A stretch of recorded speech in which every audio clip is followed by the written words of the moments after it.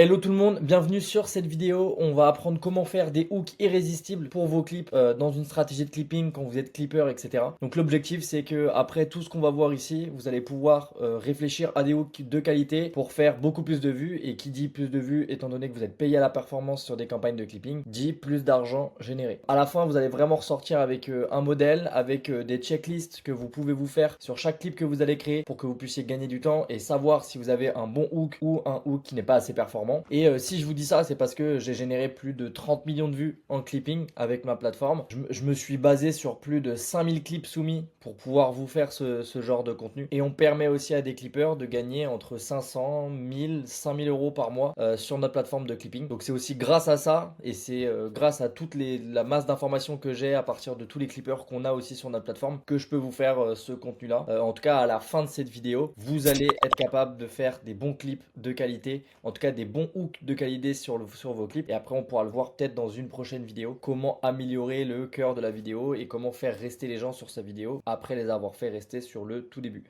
Donc let's go, on part ensemble et on se retrouve pour aller voir en détail tout ce qu'on a préparé. Du coup, on se retrouve juste ici et on va voir petit à petit comment on va faire de bons hooks et je vais vous dérouler plusieurs choses pour que vous puissiez comprendre comment se constitue un bon hook et comment on va pouvoir le faire, le répéter sur plusieurs clips. Dans un premier temps, la différence en vrai entre un clip qui fait 42 000 vues et un clip qui fait 70 vues, c'est en grande partie à 80% par le hook. Parce que si vous n'arrivez pas à faire rester les personnes sur votre clip, en fait, peu importe si le clip il est cool derrière ou il a de la qualité, etc., les personnes, elles ne vont pas rester, donc elles vont partir. Donc le plus important, c'est de travailler dans un premier temps le hook. Quand vous sentez que vous avez la capacité de faire retenir quelqu'un sur une vidéo, là, on peut rentrer un peu plus en profondeur sur la vidéo, sur ce qui se passe ensuite, sur la rétention, etc. Pourquoi je vous dis ça et pourquoi je vous parle de la maîtrise de ces différents hooks? Simplement parce que j'ai créé une plateforme de clipping et à date, on a soumis plus de 5639 clips qui ont été validés et donc du coup, j'ai vu pas mal de choses passer et c'est ce qui me permet d'avoir repéré certaines choses intéressantes et de pouvoir vous les partager ici. Donc c'est pas, je me lève pas comme ça et puis j'ai des idées sur les hooks, c'est vraiment après beaucoup d'itérations par rapport à ce que j'ai vu. Du coup, on va voir trois leviers. Le premier levier sur un hook, ça va être la scène, c'est-à-dire le passage qu'on va choisir, l'overlay, le texte d'accroche et il y a une petite erreur juste ici, le son, c'est-à-dire ce que tu entends. Si un des trois il est faible, ton clip il va mourir. Et donc du coup il y a une question qu'on peut se poser, c'est pourquoi la plupart des clippers ils ratent leur hook. Il y a trois erreurs classiques que j'ai vues parmi les 5000 clips qu'on a vu passer, que j'ai vu passer sur Click. C'est choisir la scène qui me fait rire à moi. Donc quand je parle de la scène, c'est vraiment on a un contenu long d'une vidéo YouTube et on vient sélectionner un moment qu'on va mettre pour faire un clip. Ben en fait choisir une scène, du coup un moment de clip qui nous fait rire qu'à nous, c'est pas celle qui a une structure de rupture claire parce que ça nous fait rire nous et peut-être pas forcément les autres. Donc c'est pas forcément une bonne idée de dire ok, si je trouve qu'un clip il est cool, ça va plaire à tout le monde, pas forcément. Copier un overlay viral d'une autre niche, gaming, business, etc. Sans adapter le mécanisme. C'est-à-dire, on parle de la trend, de l'argent 100% haram, etc. Bah en fait, c'est pas parce qu'on va mettre ça sur n'importe quel clip que ça va fonctionner. Typiquement, traiter le son comme un détail de fin de montage et pas comme un levier de rétention. Évidemment, si le son il est traité comme un truc qu'on met à la fin pour faire bien et pour ajouter un peu de choses et que c'est pas traité comme un vrai détail dans vos clips, bah évidemment, il y a moins de chances que ça fonctionne. Donc là, on va parler dans un premier temps de la scène où je vous ai fait un peu une grille d'évaluation que vous pouvez faire. Et l'idée, c'est en fonction de la grille d'avoir quand même plus ou moins beaucoup de critères sur les 6 qui sont là, qui soient validés. Donc en gros, on a un premier critère, c'est la rupture. Ça va permettre de mettre une tension, un désaccord, une révélation, un changement de ton dans le clip. La rupture, ça veut dire qu'on passe d'une situation et d'un coup, on a une situation un peu opposée. Donc ça peut être de la tension, de désaccord, etc. Quand c'est un clip qui fonctionne, on a tout ça. Quand c'est un clip où il n'y a pas de rupture, bah du coup, on a une discussion un peu plate, il n'y a pas de pic et donc du coup, ça pousse pas forcément à rester. En deux, la spécificité. Avoir des chiffres, des noms, des faits précis. Ça va permettre aux gens, du coup, de rester un peu plus sur les vidéos. Si c'est des généralités trop vagues, ça n'a pas de sens. L'autonomie. Est-ce que le clip, il est compréhensible sans contexte? Ça veut dire qu'on n'a pas besoin d'avoir le contexte du début de la vidéo, etc. On peut très vite comprendre le clip indépendamment de la vidéo entièrement. Si ça nécessite 2 minutes d'intro pour comprendre, bah évidemment, votre clip, personne va rester dessus. Charge émotionnelle. Est-ce qu'il y a de la surprise, du malaise, de la colère, du rire franc, etc. Est-ce qu'il y a une émotion dans les 3 premières secondes? S'il n'y a pas d'émotion, vous êtes perdant, c'est neutre. Un cliffhanger naturel. Donc ça veut dire, est-ce que ça se termine sur une question ouverte? Ça veut dire que dans les 3 premières secondes, est-ce qu'il y a une question qui est un peu sous-entendue ou qui est clairement posée et on n'a pas la réponse et donc du coup on a envie de rester sur le clip pour avoir la réponse. Si ça se termine trop à plat, c'est pareil. Les gens ils vont peut-être rester 3 secondes de plus, mais après ils vont partir. Et derrière, c'est la réaction visible. Est-ce que dans votre clip, il y a des expressions faciales, des gestuels qui sont un peu marqués, etc. Parce que s'il y a des plans fixes sans réaction, pareil, ça n'aura pas de sens et les gens vont pas rester sur la vidéo. Donc là, à partir de tout ça, si vous avez 4 critères sur 6, vous vous classez en zone A. Ça veut dire que votre scène, elle est plus ou moins autonome. Votre première partie visuelle, elle est bien. Et si vous avez que 2-3 critères, vous êtes en zone B. Ça demande un peu de contexte. Donc, il faut regarder des choses, comment on peut améliorer, comment on peut ajouter certaines choses. Si vous êtes en C ou en D, ça sert à rien, à moins que vous avez un overlay très très fort pour compenser. Mais sinon, globalement, vous n'avez pas choisi le bon moment de la vidéo. Typiquement, je vous ai mis des exemples juste ici. Là, ici, directement, en fait, si on parle de la scène en elle-même, il commence directement Je à parler. veux, voilà, avoir une équipe, un manager et tout et tout. Parce que je voulais, voilà, j'avais des gros projets dans la tête. Et en fait, ce qui est intéressant, c'est le mixte de tout ça. Il commence par je veux avoir une équipe, et en même temps qu'on entend je veux avoir une équipe, on voit la tête de Michou et Inoxtag, on commence à faire des rapprochements, et en plus, on a ce texte-là, qui est l'overlay de Histoire cachée chez Webedia. Inoxtag et Michou ont volé la place d'Unchained à Webedia. Donc en fait, tout de suite, il nous parle de j'ai envie de monter une équipe, et en même temps, du coup, on a direct la question de putain, qu'est-ce qui s'est passé? Est-ce qu'il a vraiment volé la place? Est-ce que c'est vrai, pas vrai? On a déjà des questions qui se mettent en place dans notre tête, et c'est ce qui fait du coup qu'on reste sur la suite de la vidéo, parce qu'on a envie d'en savoir plus. Donc là, c'est j'enchaînement, donc la scène, l'overlay, donc c'est vraiment le texte qui est mis en place pour accrocher, et après on a aussi la musique, elle est super intéressante pour ce genre de clip, avec un peu un truc inspirationnel. Donc ça c'est intéressant, typiquement là-dessus c'est très intéressant. On revient juste ici, on va passer à l'overlay du coup, et c'était un bon exemple juste avant, donc ça va être sympa de voir comment on peut faire différents types d'overlay, donc de texte d'accroche sur votre vidéo. On va avoir un overlay d'affirmation et d'amplification. D'un principe, c'est que une affirmation c'est toujours plus fort qu'une question. Il vient de révéler le vrai chiffre et c'est 10 fois plus que ce qu'il a annoncé en public. C'est mieux que, et si je vous disais que, tu vois, c'est trop long en fait. C'est trop long là-dessus, on est sur une question, etc. Il vaut mieux avoir une affirmation bien claire, bien centrée, et ça va créer justement du débat parce qu'on affirme quelque chose, du coup on prend position. Stat choc plus comparaison. Le principe c'est que il vaut mieux être spécifique plutôt qu'être abstrait. Ça veut dire qu'il vaut mieux dire il a perdu 2 millions en 6 mois, soit plus que le budget de toute l'entreprise, plutôt que de dire il a perdu beaucoup d'argent. Parce que du coup, ça manque d'émotion. Ça manque de le fait qu'il y ait de la spécificité, le fait qu'on vienne préciser certaines choses, ça rend la chose encore plus réelle. Et du coup, on rajoute aussi de l'émotion. Plus de budget que toute entreprise. Ça fait un peu mal. Alors que perdre beaucoup d'argent, bon, globalement, en vrai, on sait pas pour qui, on sait pas qui perd, on sait pas. Il nous manque en fait des détails pour pouvoir se projeter. Citation sortie de contexte. Donc là, c'est plutôt de la curiosité par omission. On donne plus la conséquence et pas la cause. Donc en gros, la phrase un peu gagnante, ce serait il a dit ça en plein direct. La citation s'affiche après une seconde.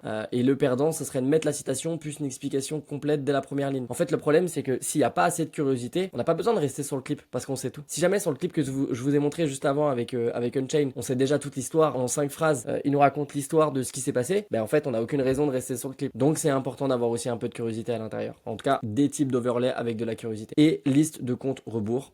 Il vaut mieux avoir une structure propre qui est une promesse de complétude. Donc, 3 signes qui va le regretter. Ça veut dire on va compléter avec plusieurs choses. Quelques trucs m'ont marqué, c'est pas assez précis. 3 signes qui va le regretter, on sait qu'il y a 3 choses à regarder et donc du coup tout de suite dans la vidéo ça pose un cadre. On a un truc qu'on va venir compléter au fur et à mesure de la vidéo, qu'on va venir checker, et c'est ça qui est intéressant dans les espèces de listes ou les comptes à rebours. J'ai 60 secondes pour t'expliquer ça. Bon bah je sais qu'on va pas me prendre plus de 60 secondes de mon temps, donc je suis peut-être un peu plus ouvert à venir regarder ce genre de clip, ou en tout cas à rester là-dessus. Ça c'est pas des choses qu'il faut mettre ensemble, c'est des différents types d'overlay que vous pouvez utiliser en fonction des clips. On va voir aussi 2 exemples. Et le prix de ton loyer.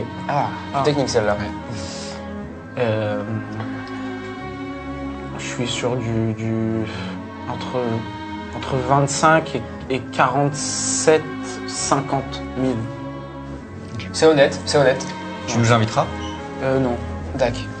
Là, typiquement, ce qui est intéressant, le choix de la vidéo est très bien. Pourquoi? Parce que forcément, ça va faire parler dans les commentaires. Si on ouvre la balle de commentaires, voilà, évidemment, avec quel argent, il a juste pas compris la question, etc. Ça va susciter des réactions. Et c'est ce qui est intéressant. Mais derrière, par contre, l'overlay, vous n'avez pas besoin parfois d'en faire beaucoup. Le prix du loyer de Canoë. Bon c'est assez pour nous accrocher, pour dire, ah tiens, j'ai envie de savoir. Et derrière, il n'y a pas que ça, parce que le clip fait que on a un peu de temps, il réfléchit, etc., etc. Et ça, c'est intéressant. Pourquoi? Parce que du coup, très simplement, on a de la curiosité et on a envie d'en savoir. S'il mettait Canoë paye 50 000 € par mois pour son loyer, on n'a plus de raison de rester sur le clip. On a déjà trop parlé. Donc ça, c'est intéressant. Deuxième chose aussi sur la scène qu'on peut voir, il y a toujours des filtres, des effets qu'il faut rajouter. Il faut rajouter votre patte. Donc pensez aussi à toujours rajouter des filtres, des effets, etc. Sur vos clips, mais ça sera peut-être l'objet d'une autre vidéo. Si on reprend juste ici un deuxième exemple, et c'est ce qui peut être intéressant avec l'overlay. Donc là, c'est le clip de Diego sur une vidéo de Diego où ils lui ont offert un cadeau à Albin, Albi je crois, et donc du coup la phrase c'est ils ont osé lui offrir ça comme même. Il y a deux choses qui sont super intéressantes. De un, lui offrir quoi? On a peut-être envie de le savoir, et ça c'est intéressant. Les smileys poussent, on sait que ça va rigoler, on connaît un peu le personnage, donc on a envie de rester. Deuxième chose, la faute d'orthographe. C'est fait exprès, évidemment que ça s'écrit pas comme ça, mais par contre, peut-être que dans les commentaires, il y en a qui vont le remettre, comme même, directement, comme même. Et en fait, ça va créer forcément de l'engagement, et ça vient pas dévaloriser le créateur. Au final, on s'en fiche. Le créateur, ça lui change pas son image. Par contre, forcément, il y a des personnes qui vont se mettre dans les commentaires, qui vont pouvoir dire, bah tiens, ça s'écrit pas comme ça, etc. Ça va créer de l'engagement, ça va pousser vos clips. Pensez à ça, c'est une bonne astuce qui peut être super intéressante. En partie 3, on va voir le son. Donc le son, ça va vraiment être plusieurs critères qui vont être assez importants. Couper les silences qui sont morts. Vous devez faire des cuts à chaque fois qu'il y a un silence, ça sert à rien de les garder. L'idée que ce soit super dynamique et pour garder les rythmes. Si vous laissez les silences, c'est une occasion de perdre de l'attention. Des effets musicaux avant la révélation. L'objectif, c'est de créer, même émotionnellement, parce qu'on ressent émotionnellement la musique, de créer de l'anticipation. Si la musique elle est plate du début jusqu'à la fin, pareil, on crée pas la même chose. Si on vous met un film et que dans une scène de suspense, on met une musique de joie, vous allez pas ressentir le même suspense. Et bien pour les clips, c'est un peu pareil. Imaginez que vos clips, c'est des mini-films. C'est important d'avoir aussi une partie musique là-dedans. Des effets sonores au moment du reveal, ça renforce le fait que la personne, le pattern interrupt, ça veut dire le pattern interrupt, c'est la chose qui va faire que la personne s'arrête sur vos vidéos. Donc c'est un truc visuel, ça peut être un truc choquant, etc. C'est le hook, clairement, globalement c'est un hook, mais en gros, c'est ce qui va faire que les personnes s'arrêtent. Donc s'il y a un bruit un peu space, avec une image un peu space et avec un texte un peu space, ouais, on va peut-être pas avoir plus de chances que la personne s'arrête. Si c'est silencieux, bah forcément c'est un peu moins remarqué. Isoler la voix sur la punchline de base, sur la punchline avec une baisse ambiance pour ressortir les phrases qui sont clés. Peut être intéressant aussi parfois de le faire parce qu'une musique trop forte qui couvre la voix, bah pareil, ça vient dévaloriser en fait tout la force de la phrase qui peut être mise en avant. Application en conditions réelles. L'objectif c'est qu'après qu'on se soit dit tout ça, c'est de le mettre en place. Et comment on va pouvoir le mettre en place? Et bien on va le voir juste ici. Vous allez pouvoir scanner la vidéo source et repérer tous les moments la rupture de la grille. Donc en gros quand je dis scanner la vidéo source, c'est-à-dire vous allez pouvoir récupérer une campagne ou un clip, une vidéo YouTube ou une musique d'un artiste et vous allez repérer tous les moments de rupture. Quand je dis les moments de rupture, ça va être cela. Des moments de rupture, des moments de spécificité, des moments où ils sont totalement autonomes, des moments émotionnels, etc., etc. Derrière, vous allez pouvoir les noter, chaque moment. Noter A, B, C, D, etc., etc. Chaque moment, vous allez pouvoir les classer. Vous allez garder uniquement les moments A et les moments B. Donc ça veut dire les meilleurs moments que vous avez vus sur la vidéo. Et pour chaque scène que vous avez retenue, vous allez choisir un format d'overlay compatible. C'est-à-dire que pour chaque petite scène de clip que vous allez trouver, vous allez choisir un overlay parmi ça. Vous pouvez même aussi faire différentes variantes avec des overlays différents dans vos clips pour avoir plus de clips différents et pouvoir voir lequel va le mieux fonctionner. Derrière, donc vous allez écrire 2-3 variantes d'overlay par scène, pas une seule, pour tester plusieurs hooks sur une seule vidéo. Ça te fait déjà 3 clips à poster sur un seul clip que tu as créé.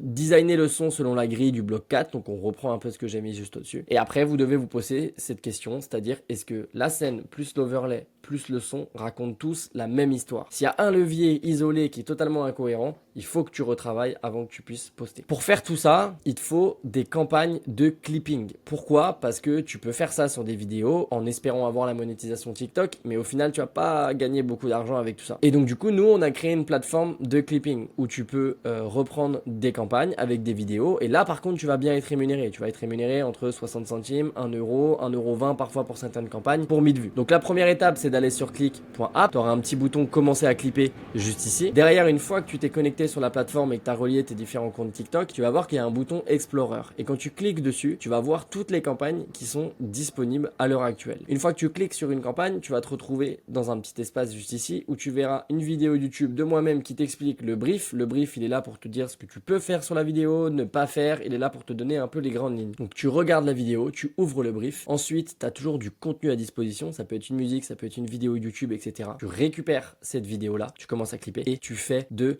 l'argent. C'est le but total de tout ça. Donc en fait, ce que je vous ai expliqué, c'est de travailler un hook en plusieurs étapes. Le hook, il est divisé en 3 choses. La scène, c'est-à-dire le visuel de votre vidéo, le texte écrit, ça s'appelle l'overlay, et le son qui va participer aussi à la vidéo. Que les trois soient mis sur votre clip. Si vous n'avez pas d'overlay, il manque quelque chose. Si vous n'avez pas de son, il manque quelque chose. Bon, si vous n'avez pas le contenu visuel, il vous manque votre clip et évidemment qu'il manque quelque chose. Donc c'est hyper important d'avoir les trois ensemble. Et après, derrière, si vous voulez le faire, vous pouvez le faire sur n'importe quel contenu pour pouvoir vous entraîner, mais vous pouvez aussi aller directement sur Click pour pouvoir être payé pour ça et vivre de ça. À titre d'exemple, il y a des clippers, je pense à Nolan qui a gagné plus de 1700 € sur la plateforme. Donc en fait, aujourd'hui, vous pouvez vivre du clipping. Clairement, c'est archi atteignable à partir du moment où vous êtes prêt à faire du volume, d'itérer, de tester plein de choses, plein de variantes de vos clips et d'envoyer un volume assez conséquent. Vous allez gagner de l'argent. Pour tous ceux qui ont envie de rejoindre Clip, qui est complètement gratuit pour participer aux campagnes, on ne vous fait rien payer du tout. Vous avez un lien dans la description. Vous pouvez du coup cliquer dessus et vous pourrez participer aux différentes campagnes